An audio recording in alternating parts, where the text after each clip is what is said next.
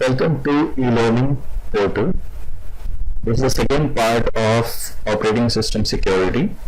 We'll be covering Linux server security in this course. Linux is an open source distribution.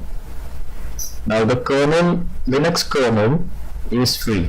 Now the kernel is programmed in an open source community and the source code is available to everyone. Now the support and security bug fixes from Linux community is fast and reliable.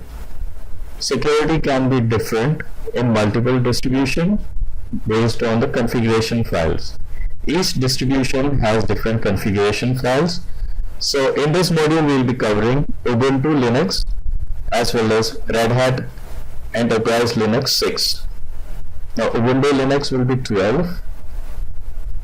Now the file structure. Let's look at the file structure of Linux. Now this is a RHEL, Red Hat Enterprise Linux 6. I can check the version by typing in uname A. It shows the entire information. This is the domain name and the host name. Host name is this, domain name is this. This is the Linux kernel version. It's an x86 or 64-bit architecture, and this is the date, and it also shows the uptime.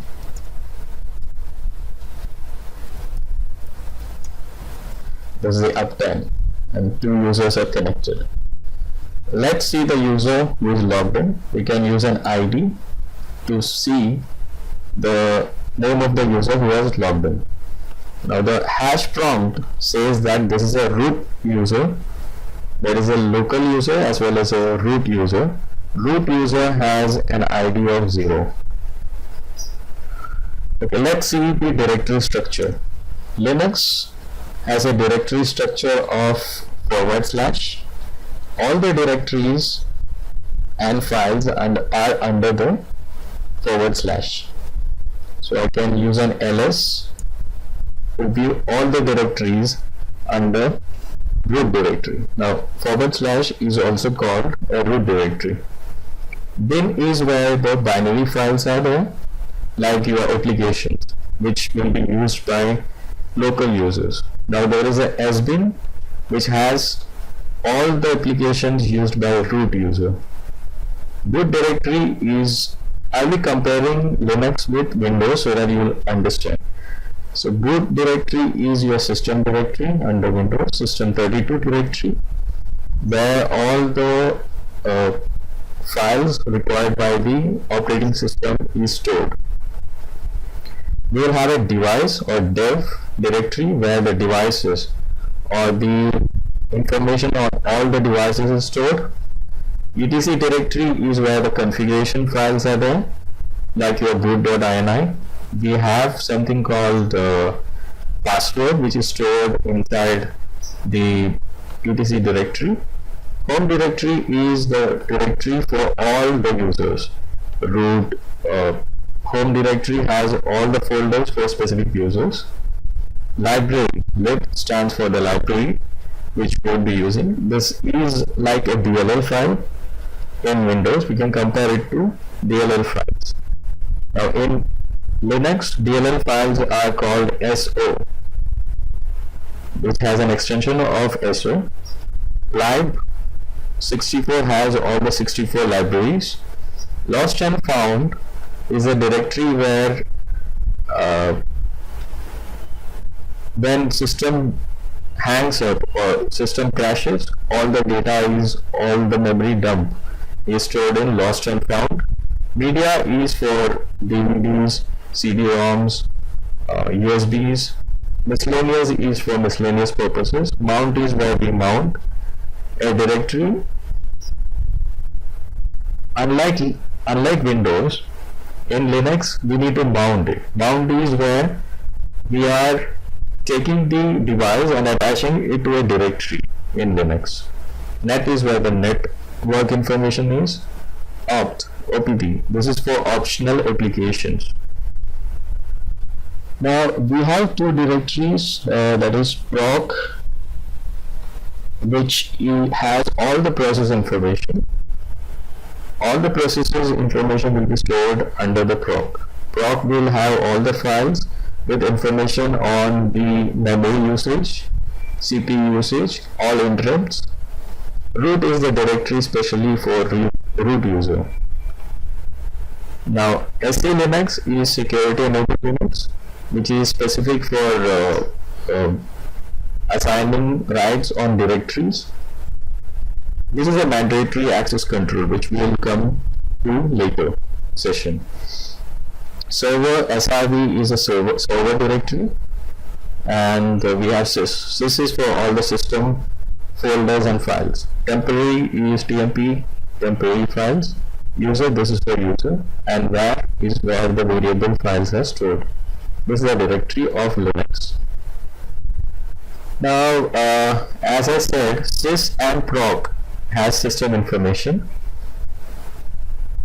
We can check the users who are logged in using the command whoami id groups users who w and last. So I can check what is my name. I'm logged in as root. Now w will give me information on what all users have logged in. If you see, there is a user by the name WB Lee here, and I can use last to get information about the last logged in information. B Lee is logged in. This is the time when he logged in. The current time is 5:54 AM and he logged in at 5:25.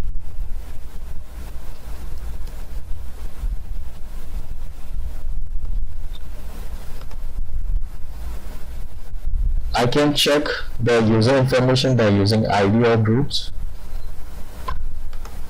I put in ID, so I get all the IDs. I mean the ID of the current user. The group ID is 0. Root will have a group ID of 0 as well as user ID of 0. This is the system user. Now, boot security. The first thing we have to, as per the security standards, we have to physically secure the server, because if someone has a physical access to the server, he can do malicious activities. So first thing is access control, wherein you put a server in a room which is guarded by security guards, and you provide access control so that only authenticated users has entry to the server room. Now beyond that, we can put BIOS passwords as well as secure the bootloader. In Linux we have two bootloaders. One is Linux LILO, that is Lido. Linux loader, the full form is Linux loader, and grub. Grub stands for Grand Unified Bootloader, and this is the bootloader which comes with all the new distributions, say Red Hat Enterprise Linux. Now we need to secure this. So I'll show you how we can, without a password, how a user with physical access can change the password of root.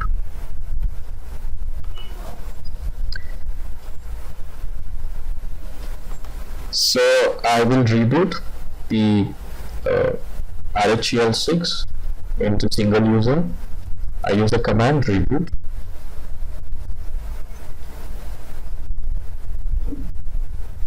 The system is going down. These are the processes which Linux is stopping.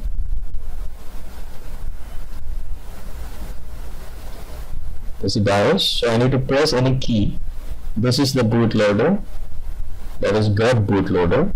In the bootloader, I need to type E to edit the command, and then press E to edit the boot parameter.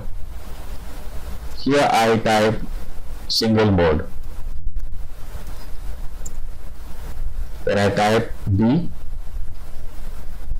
to boot the kernel. Now this kernel will boot into single mode.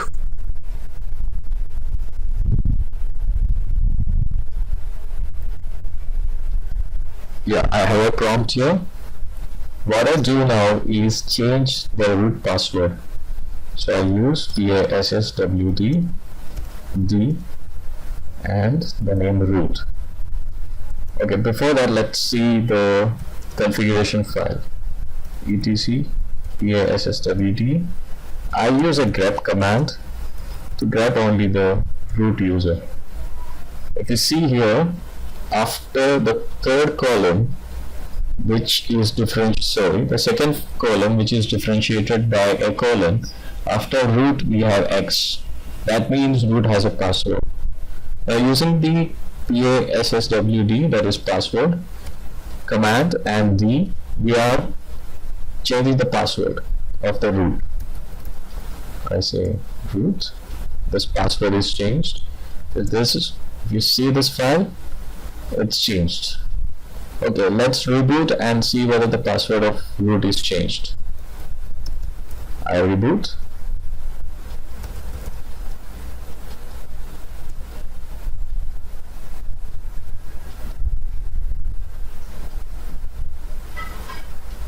The system will take some time to come up. Let's go into the Ubuntu server.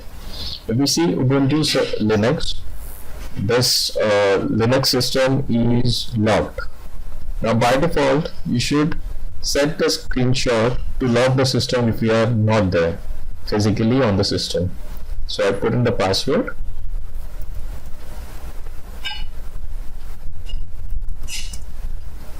Yeah, this is the interface of Ubuntu.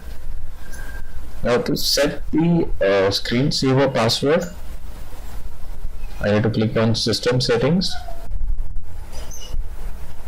then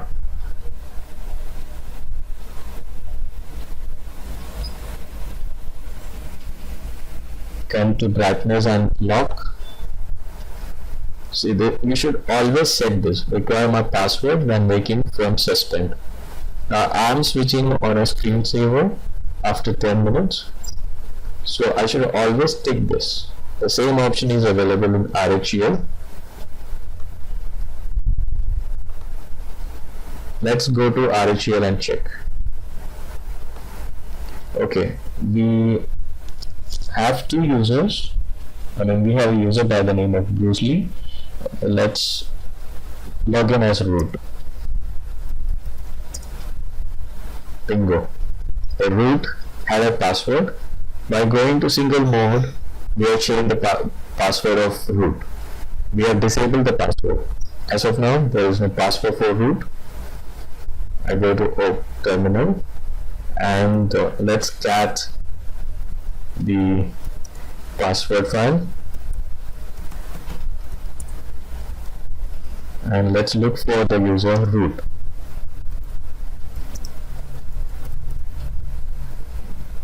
Now this says that there is a password. Let's go to another file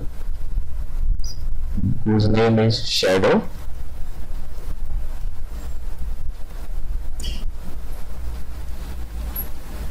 By default, the second option is the encrypted password. When we use the option of passwd, we deleted the password in single mode. We can see what are the options which the command password has by typing man. Let's look for the D option.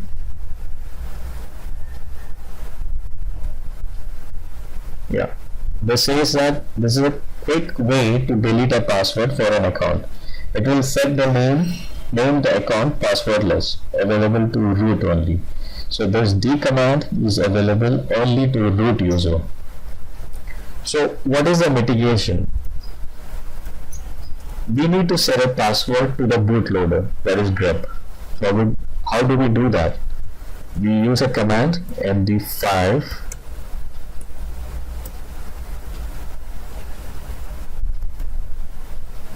okay, to get all the options starting with md. I can use a tab or the command filler. I can press tab to see what all commands are there with md.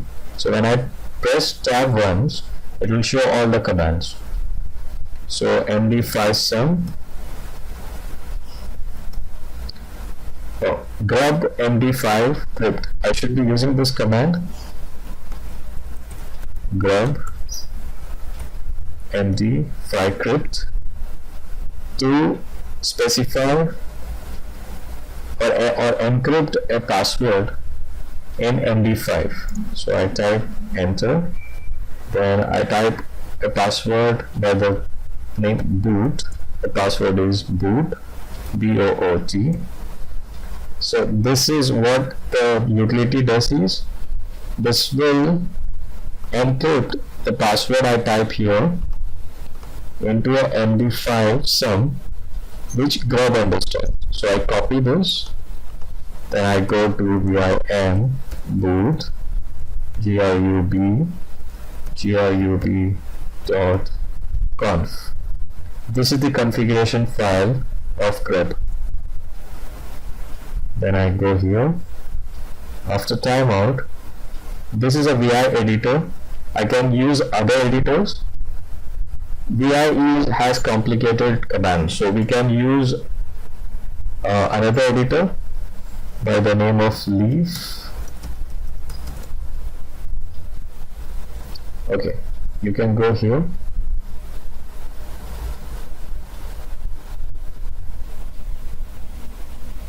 Okay, you can use a gedit to make the changes. In Linux, we have gedit. Leaf editor is available as a third-party module, so we have to install that. So we'll be using gedit, then boot grub.conf.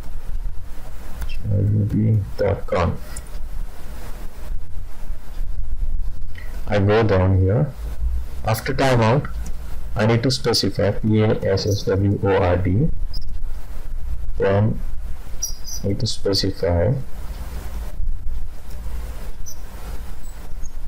md5 and the password, the hashed password. So I do md5, then paste the hashed password, and I click on save and then close. So what we have done is we have password protected grub editor. So when I restart the machine and get the password prompt, I have to enter the password to edit the kernel parameter. So let's reboot.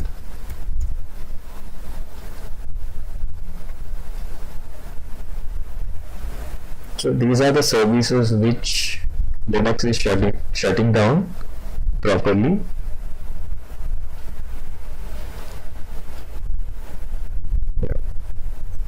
Starting, I need to press enter. Here, if I press E, which I did last time, it will not work. First of all, I need to see, it says that press enter to boot the selected operating system, or P to enter a password to unlock the next set of features. So I have password protected the Linux grub editor. So I press P and put in the password. Now I can edit and go to single use. This is the protection which most of the operating system provides. Yeah. Now I can edit this, or I can just press enter or press boot. Enter to boot the server.